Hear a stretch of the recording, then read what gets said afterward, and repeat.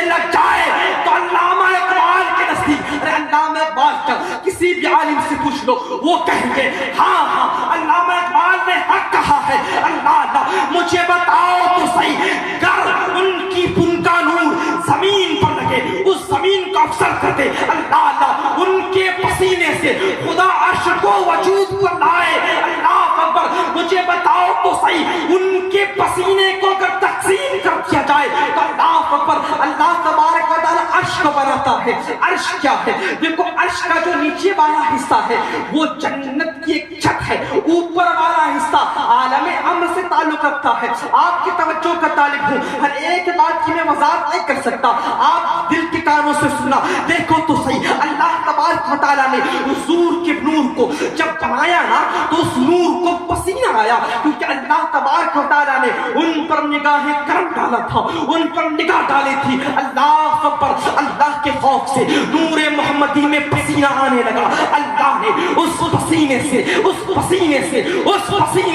عرش کو تخلیق، اللہ نے عرش کو تخلیق بخشی۔ اللہ اکبر کبیرہ، مجھے بتاؤ تو صحیح، عرش اللہ کے سب سے زیادہ قریب ہے۔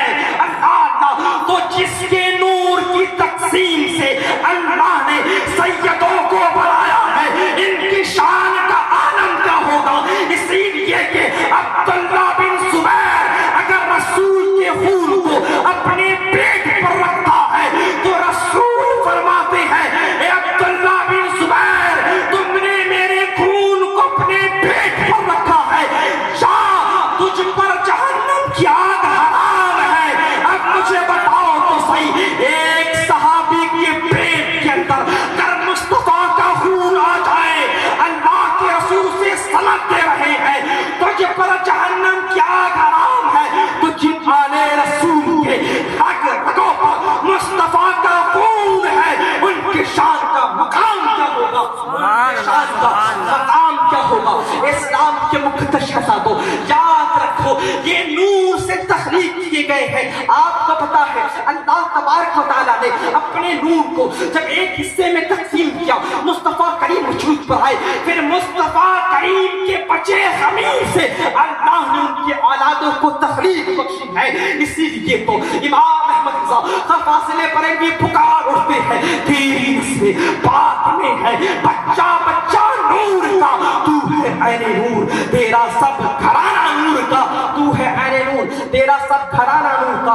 اسلام کے مقدس شہزادوں، تمہارے سامنے یہ نور والے گھرانہ ہے، تم اس پر اعتراض کر بیٹھتے ہو، تم اسے تنقید بھری نگاہ سے دیکھتے ہو، جانتے ہو حضرت عبداللہ بن عباس کیا فرماتے ہیں؟ اللہ انہوں نے کہا، حضور فرماتے ہیں اگر کوئی بندہ خانہ کعبہ کے اندر ہو، روزہ رکھا ہو، نماز پڑھا ہو اور میری اولاد سے بغض رکھتا ہو تو اللہ اکبر کبیرہ، جانتے ہو سرکار فرماتے ہیں وہ جہنمی ہے۔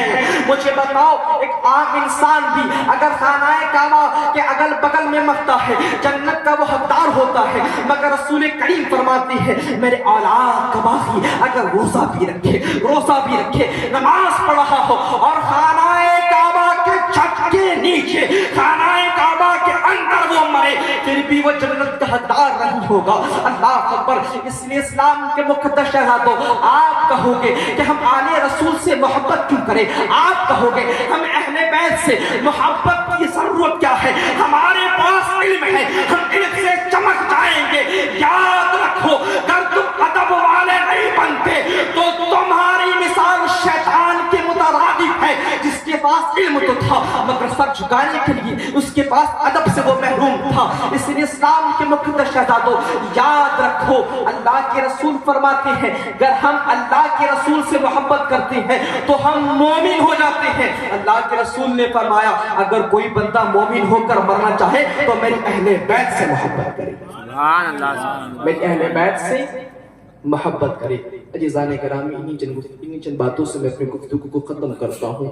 وآخر دعوانا السلام علیکم ورحمۃ اللہ وبرکاتہ۔